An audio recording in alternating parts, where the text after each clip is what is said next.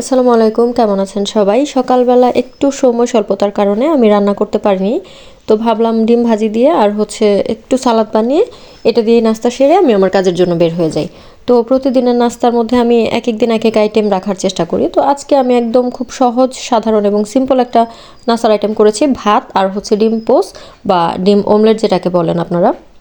সাথে একদম খুব কমন কিছু ইনগ্রিডিয়েন্টস দিয়ে আমি একটা সালাদ তৈরি করব। এখানে আমি পেঁয়াজ নিয়েছি, 2টা পাকা টমেটো নিয়েছি আর কাঁচামরিচ নিয়েছি। কাঁচামরিচটা আপনার ভিটামিন সি এর অভাব পূরণ করবে এবং এটার স্বাদটা বাড়িয়ে তুলবে। পেঁয়াজটা সালাদের কাজ করবে এবং টমেটোটাও যথেষ্ট পরিমাণ ভিটামিন সি আছে, যেহেতু কাঁচা টমেটো কাঁচা পেঁয়াজ রান্না করলে কাঁচা টমেটোর ভিটামিন সিটা কমে যায়, পরিমাণটা কমে যায়। তো কাঁচাটা খাওয়ার চেষ্টা করবেন আপনারা। তো যা বলছিলাম, সকালবেলা তাড়াহুড়ায় আমি রান্না করতে পারিনি বা স্পেশাল কোনো নাস্তার আইটেম বানাতে পারিনি। তো একদম খুব ঝটপট যেটা করা যায় সেটা নিয়েই বসে পড়েছি। আর ভাবলাম আপনাদের সাথে আমার সিম্পল নাস্তার রেসিপিটাও শেয়ার করি। খুব দ্রুত আপনারা যারা নাস্তা করতে চান বা সময় স্বল্পতার কারণে খাবারের আইটেম বানাতে অলসতা লাগছে বা সময় নাই, তখন আপনারা কি করবেন? সেক্ষেত্রে কিন্তু আপনারা এই আইটেমটা ট্রাই করতে পারেন। আর যারা রান্না বান্না পারেন না তাদের জন্য তো এটা খুবই ইউজফুল একটা টিপস। তো সালাদের জন্য পেঁয়াজটা আপনারা চেষ্টা করবেন একটু কুচি করে, অর্থাৎ চিকন করে কাটার জন্য। যদি আপনারা বড় করে কাটেন তাহলে কিন্তু কামড়ে এই পেঁয়াজগুলো লাগবে বা খাওয়ার সময় কিন্তু আপনাদের ভালো লাগবে না। তো আমি একটু কুচি কুচি করে কাটার চেষ্টা করেছি। আর যেহেতু আমার হাতে খুব সময় কম, আমি মূলত একটা ব্রাইড সাজানোর জন্য যাচ্ছি। তো কাজের আগে একদম না খেয়ে গেলে দেখা যায় কাজ শেষ করতে করতে অনেক বেলা হয়ে যায়। তখন আর বিয়ে বাড়িতে খাবারের খুব দেরি হয়, খাবার টাবারের ঝামেলা লেগেই থাকে। আর আমি যেহেতু মেকআপ আর্টিস্ট, তো কাজ করার সময় দেখা যায় খাওয়ার কথা খেয়াল থাকে না। তো একদম খালি পেটে বের না হয়ে সকালবেলা হালকা কিছু খেয়ে নেওয়ারই চেষ্টা করেছি। তো যেহেতু আমি একটু দূরে যাব সাজানোর জন্য, তো ভাবলাম ভাত খেয়েই যাই, জার্নি করতে হবে। তো এখানে আমি টমেটো একদম চিকন করে কেটে নিয়েছি। আপনারা চাইলে আরও মোটা করে কেটে নিতে পারেন। আমি একদম পাতলা পাতলা করে কেটে নিয়েছি। টমেটো পাকা, আপনারা চাইলে কাঁচা টমেটো ইউজ করতে পারেন। যার যার টেস্ট অনুযায়ী বা রুচি অনুযায়ী আপনারা এটা বানাতে পারেন। তো আমি সালাদ বানাচ্ছি আর সাথে 2টা ডিম অমলেট করে নিব। ডিম সালাদ আর আমার কিছু মিক্সড সবজি ছিল গতকালের, সেগুলোকেও আমি এখন ভাতের সাথে খেয়ে ফেলবো। তো যাই হোক, খুব সিম্পল একটা নাস্তার রেসিপি আপনাদের সাথে শেয়ার করছি। যাদের ভালো লাগবে তারা দেখবেন, যাদের ভালো লাগবে না স্কিপ করবেন, সমস্যা নাই। আর যারা আমার সাথে ছিলেন আগের ভিডিওগুলোতেও আমাকে দেখেছেন, কমেন্ট করেছেন, আমাকে সাপোর্ট করে যাচ্ছেন রেগুলার, তাদেরকে অসংখ্য ধন্যবাদ।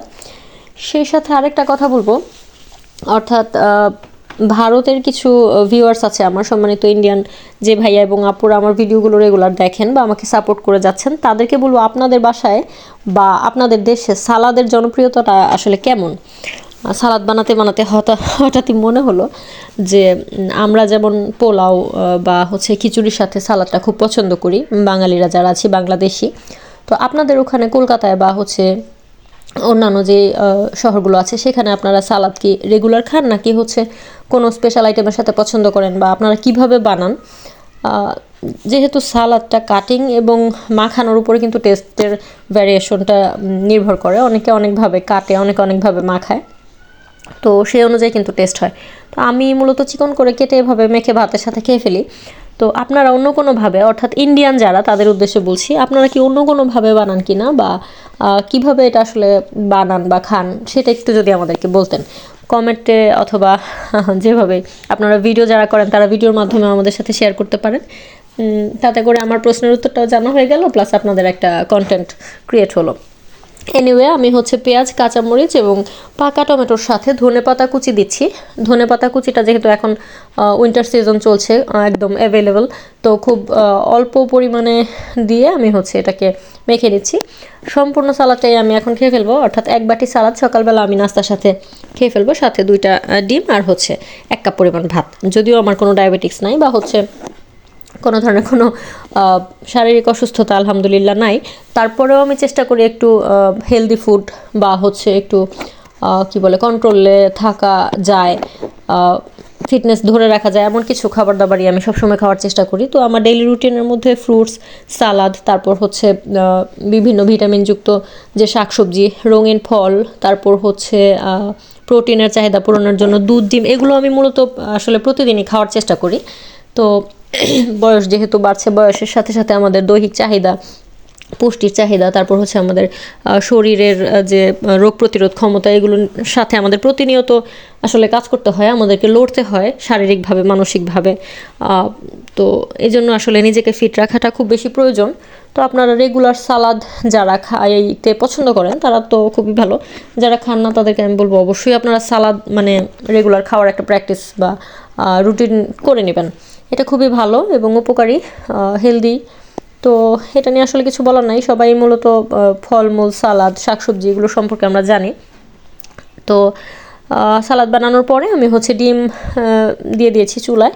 আমি একটু হাফ বয়েলড ডিম খেতে পছন্দ করি, আর আপনারা যারা ডিম আমলেট করেন বা খুব বেশি ভেজে খান তাদেরকে বলবো আসলে এত ভেজে খেলে পুষ্টি কমে কি না আমি ঠিক জানি না, আপনারা একটু আমাকে জানলে কমেন্ট করে জানাবেন, যারা আমার বড় আছেন বা যারা জানেন।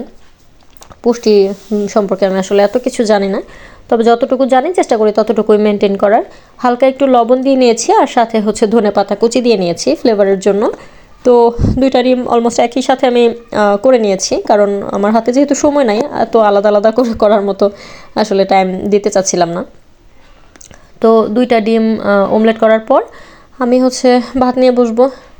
মোটামুটি হাফ সিদ্ধ হয়ে গেছে, ভেতরের কুসুমটা অত বেশি সিদ্ধ হলে আমি খেতে পারি না।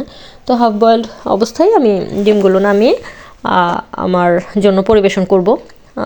যেহেতু আমার নাস্তা প্রতিদিন সকালে আমিই বানাই, প্লাস বাড়ির অন্যান্যদের জন্য আমি নাস্তা বানাই। তো আমি আসলে নাস্তা বানাতে বা রান্না করতে খুব কমফোর্ট ফিল করি, কমফোর্টেবল একটা কাজ আমার জন্য এটা। অনেকে রান্না খুব মানে প্রেশার মনে করে বা পেইন মনে করে, আমার কাছে এরকম কোনো কিছুই লাগে না। রান্না খুবই ভালো একটা জিনিস, শৈল্পিক একটা জিনিস, মজা লাগে। তো আমার ভিডিওতে প্রচুর রান্নার ভিডিও, ইউটিউবে প্রচুর রান্নার ভিডিও আছে, আপনারা আগে পরে দেখবেন। প্রায় অলমোস্ট সব আইটেমের রান্নার ভিডিও আমি আপনাদের সাথে শেয়ার করেছি। তো রান্না নিয়ে আর কিছু বলার নাই, আমার রান্না, ট্রাভেল, ওয়ার্ক এগুলো নিয়ে আমার আসলে মূলত দিনকাল যাচ্ছে।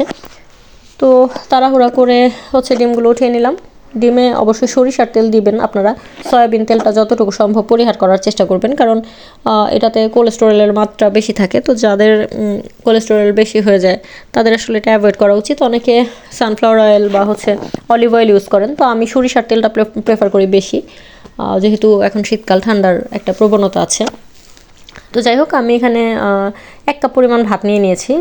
ক্যামেরাটা জুম করার কারণে ভাতের পরিমাণ বেশি লাগছে, কিন্তু আমি মূলত 1 কাপ ভাতেই রেগুলার 3 বেলা খাই। সাথে হচ্ছে সবজি বা মাছ, মাংস অন্যান্য যা থাকে তা পর্যাপ্ত পরিমাণে নেওয়ার চেষ্টা করি। এতে করে আমার খাদ্যের যে ক্ষুধা নিবারণের যে চাহিদা সেটা পূরণ হয়, পুষ্টির চাহিদা নিবারণ হয়, এবং সেই সাথে আমি মানে হেলদি এবং ফিট থাকি। সম্ভবত খাবারের গুণগত মান রক্ষা করে খাই, এই জন্য।